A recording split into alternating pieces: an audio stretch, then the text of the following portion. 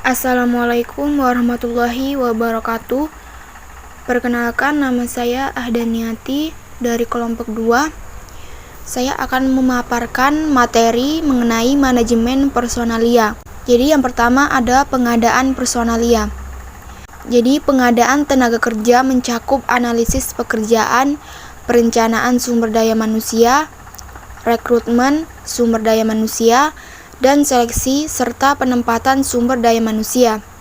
Jadi, fungsi ini merupakan aktivitas personalia dalam memperoleh tenaga kerja sesuai dengan kebutuhan, jumlah, dan mutu untuk mencapai tujuan organisasi. Penentuan sumber daya manusia yang dibutuhkan disesuaikan dengan tugas-tugas yang tertera pada analisis pekerjaan yang sudah ditentukan sebelumnya. Selanjutnya ada materi penempatan dan penugasan. Jadi, penempatan ialah proses penugasan atau pengisian jabatan atau penugasan kembali pegawai pada tugas atau jabatan baru atau jabatan yang berbeda. Jadi, penugasan ini dapat berupa penugasan pertama untuk pegawai baru direkrut, tetapi dapat juga melalui promosi, pengalihan, dan penurunan jabatan atau bahkan pemutusan hubungan kerja. Sedangkan karyawan adalah kekayaan atau aset utama dari setiap perusahaan. Dan pengertian penugasan karyawan yaitu kegiatan yang dilakukan oleh manajer untuk menugaskan seorang karyawan pada pekerjaan dan jabatan yang ada pada organisasi. Peran karyawan sangat menentukan berhasil tidaknya suatu perusahaan untuk mencapai sasarannya. Jadi perusahaan harus selalu berusaha untuk memperoleh dan menempatkan karyawan yang berkualitas pada setiap jabatan dan pekerjaan supaya pelaksanaan seleksi yang baik, karyawan berdaya guna dan berhasil guna. Dan seleksi untuk penerimaan karyawan baru harus dilakukan secara cermat, jujur, dan objektif supaya diperoleh karyawan yang berkualitas dan penempatannya tepat. Jadi terdapat 4 jenis dari penempatan, yaitu promosi, transfer, dan demosi serta job posting program. Yaitu yang pertama ada promosi. Promosi adalah pemindahan pegawai dari satu pekerjaan ke pekerjaan yang lain yang lebih tinggi dalam pengkajian tanggung jawab atau level. Yang kedua ada transfer dan demosi. Jadi transfer adalah pemindahan pegawai dari satu bidang tugas ke bidang lainnya yang tingkatannya hampir sama, baik tingkat gaji, tanggung jawab maupun tingkat strukturalnya. Yang ketiga, demosi. Demosi adalah pemindahan pegawai dari satu posisi ke posisi lainnya yang lebih rendah tingkatannya, baik tingkat gaji, tanggung jawab maupun tingkat strukturalnya. Dan yang terakhir ada job posting program. Jadi job posting program adalah program yang memberikan informasi pada pegawai tentang lowongan kerja dan persyaratannya. Tujuan dari program ini adalah untuk memberikan dorongan bagi pegawai yang mencari promosi dan transfer serta membantu departemen di dalam mengisi jabatan internalnya. Dan adapun materi selanjutnya yaitu pemeliharaan personalia. Jadi setelah melakukan hal-hal mengenai materi di atas, maka kegiatan berikutnya yang harus dilakukan adalah melakukan pemeliharaan tenaga pendidik, yang berarti mempertahankan tenaga pendidik untuk tetap berada pada madrasah sebagai anggota yang memiliki loyalitas atau kesetiaan yang tinggi. Jadi manajer atau kepala madrasah yang berhasil biasanya selalu memerhatikan kebutuhan-kebutuhan para pegawai dan melindungi mereka dari kecelakaan-kecelakaan kerja yang akan terjadi. Mereka menyadari bahwa keberhasilan organisasi dalam mencapai tujuannya itu bergantung pada kemampuan para anggotanya atau karyawannya. Oleh karena itu, sangatlah perlu diperhatikan keamanan dan kenyamanan kerjanya. Kegiatan ini berhubungan dengan komunikasi serta kesehatan dan keselamatan kerja para tenaga pendidik. Dan materi selanjutnya yaitu pembinaan.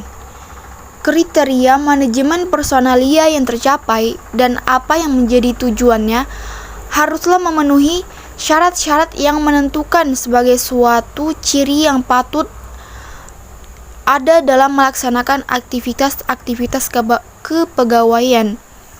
Jadi syarat-syarat tersebut antara lain, yang pertama, manajemen kepegawaian harus dilandasi suatu manajemen modern yang mengandung kebijaksanaan yang sempurna atau integrated policy.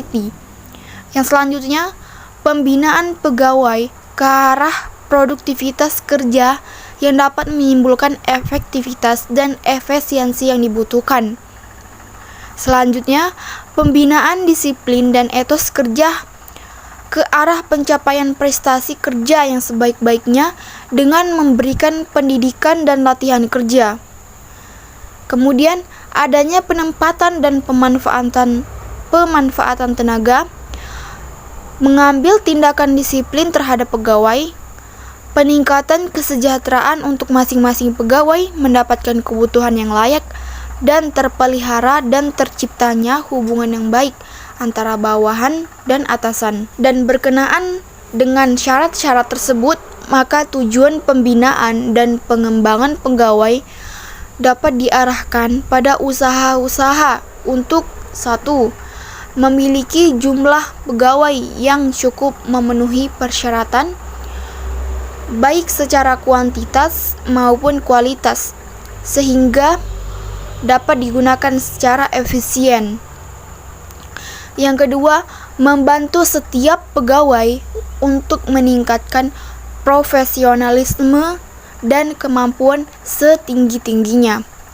Yang ketiga, menciptakan suasana dan hubungan kerja yang dapat menimbulkan rangsangan positif kepada para pegawai di dalam berprestasi. Jadi dapat disimpulkan bahwa tujuan manajemen personal tersebut menjelaskan bagaimana dapat memanfaatkan pegawai secara efisien dan bekerja sama dengan kuantitas yang dapat dipertanggungjawabkan, menciptakan, memelihara dan mengembangkan suasana kerja yang menyenangkan antara individu yang bekerja sama.